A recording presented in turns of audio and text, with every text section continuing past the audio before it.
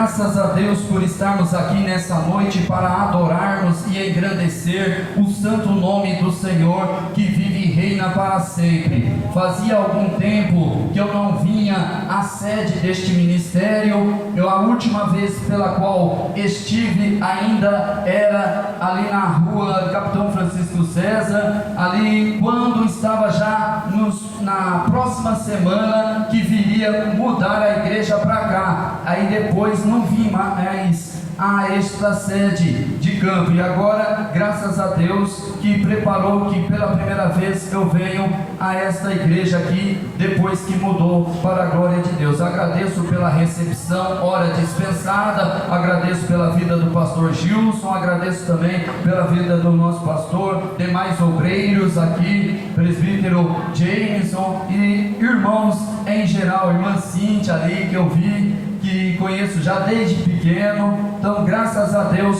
por isso. Meus irmãos, foi nos dada uma oportunidade, sem mais delonga, carta do apóstolo Paulo aos Filipenses, capítulo de número 3, versículo de número 12. Filipenses, capítulo de número 3, versículo de número 12, diz assim: não que eu já tenha obtido tudo isso ou tenha sido aperfeiçoado, mas prossigo para alcançá-lo, pois para isso também fui alcançado por Cristo Jesus. Irmãos, não penso que eu mesmo já o tenha alcançado, mas uma coisa faço, esquecendo-me das coisas que ficaram para trás e avançando para as coisas que estão adiante, prossigo para o alvo, a fim de ganhar o prêmio do chamado celestial de Deus em Cristo Jesus. Somente estes versículos. Meus amados irmãos e irmãs, nós vemos nesta carta do apóstolo Paulo, chamada Filipenses. Essa carta é uma das 13 cartas que o apóstolo Paulo escreve. Essa carta é uma das 4 cartas que ele escreve, chamada Epístola da Prisão ou Epístola do Cativeiro. Por quê? Porque são cartas que ele escreveu enquanto estava preso ali em uma de suas prisões que ele passou. E ele, todavia, embora estivesse preso, mas a palavra de Deus continuava tendo livre curso, haja vista que ele escreve essa carta aos Filipenses. Que carta é essa? Que é também chamada a carta aos Filipenses da Epístola da Alegria, ou carta da alegria, porque em meio a questão dele estar preso, todavia era motivo de regozijo, tanto que ele vai ressaltar na carta a importância de se alegrar e de ele enfatizar que outra vez vos digo, regozijai-vos. Ou seja, mesmo em meio ao sofrimento da prisão, o maltratamento que passava, o fato dele trazer as marcas de Cristo sobre a sua vida, não o impedia de se alegrar do ponto de vista espiritual, de saber que tudo aquilo que ele estava passando era por causa de Cristo Jesus, porque ele servia ao Senhor fielmente, e então a causa de todo o sofrimento, mas ele se alegrava porque ele sabia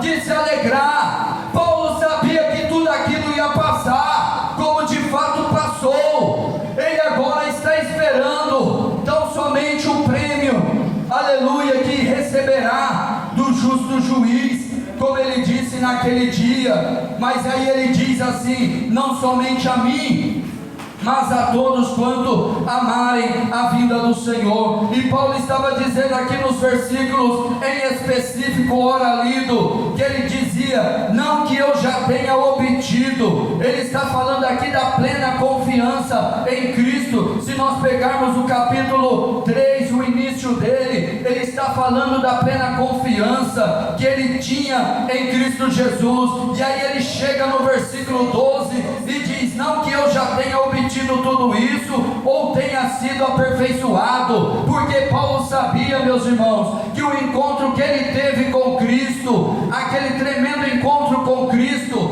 levou ele à entrada das coisas espirituais. Porém ele precisava continuar buscando, se aprofundando nas coisas de Deus, nas revelações do Senhor. Tem um comentário aqui da Bíblia que chega a dizer que ele busca de forma agressiva, isto é, o sentido aqui é de buscar profundamente o Senhor, fortemente o Senhor, e é o que ele fazia. Então ele sabia que não estava completo ainda, mas ele estava buscando o aperfeiçoamento. Assim é sabido nós também, nós ainda não estamos aperfeiçoados na totalidade, mas uma coisa é fato, que à medida que continuemos buscar ao Senhor, buscamos prosseguir na jornada cristã, buscando fortemente o Senhor, ao se aprofundar com Ele, certamente nós vamos alcançar o aperfeiçoamento, que é justamente a estatura de um varão perfeito, que é Cristo Jesus, conforme disposto na carta aos Efésios, no capítulo 4, versículo 12 ao 16. Portanto, o Senhor tem aperfeiçoamento para o seu povo nesses últimos dias.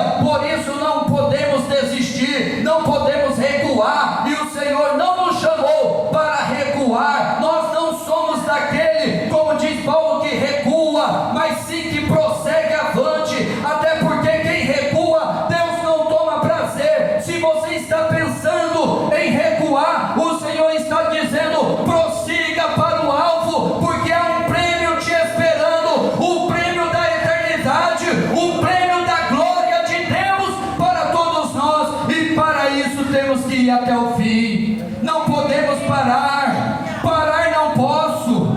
Prosseguir é o meu alvo. Parar você não pode, nós não podemos, mas prosseguir é o nosso alvo. Prosseguir em servir a Deus, independente da circunstância, independente das dificuldades, das adversidades, dos sofrimentos, inerente em servir ao Senhor, que muitas das vezes estamos sujeitos, mas já estamos avisados pelo Senhor, e contudo também nós temos, aleluia, o Senhor para socorrer. E para completar aqui ele diz: prossigo, avançando para as coisas que estão adiante, prossigo para o alvo, a fim de ganhar o prêmio do chamado celestial de Deus em Cristo Jesus. Olha só, meus irmãos, a visão espiritual do apóstolo Paulo. Qual é a nossa visão espiritual nesta noite? Será com as coisas desta terra apenas? Com as situações que estão pendentes em nossa vida, que não se resolve, ou a nossa visão ela transcende, ou seja, ela está acima da terra, das coisas desta vida? Paulo tinha uma visão aqui tremenda, aleluia, da glória de Deus. Ele tinha uma visão do prêmio final que estava reservado para os seus servos, para ele em específico, e para todos que assim prossiga. Assim também o Senhor nesta noite falando comigo e contigo, que a nossa visão espiritual seja, aleluia, corrigida nesta noite pela palavra de Deus, que traz vida, que traz renovação das forças, traz renovação do vigor espiritual. espiritual nesta hora. Que o Senhor te revigore, que o Senhor nos revigore, que o Senhor amplie as nossas visões espirituais para entender que o prêmio da soberana vocação já está reservado, é algo certo. Era que mostrava a esperança do apóstolo Paulo. Qual é a minha esperança? A esperança é de chegar na eternidade, é alcançar, como disse Pedro, o fim da vossa fé. Qual é o fim da vossa fé? Pedro vai dizer: a salvação das almas. O fim da fé é a salvação das almas. Pedro vai dizer em 1 de Pedro capítulo 1, aleluia, entre o versículo 14. Então, meus irmãos, que possamos ficar com essa breve palavra. Prossigo para o alvo. Olha só, ele olhava adiante. Ele falava que não olhava mais para trás, mas olhava adiante.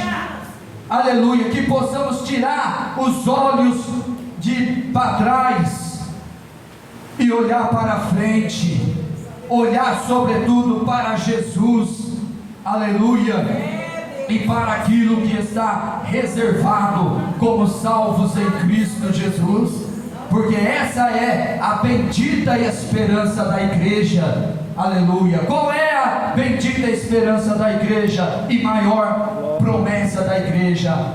O arrebatamento, a volta do Senhor para resgatar rapidamente e com força, porque a palavra arrebatamento no latim significa isso, tirado rapidamente e com força, que equivale à mesma palavra no grego harpazo, ou seja, tirado rapidamente e com força. E é justamente isso que o Senhor vai fazer, mas só vai fazer com aqueles que prosseguir até o fim da jornada, e que nós assim acatemos a palavra de Deus. Amém.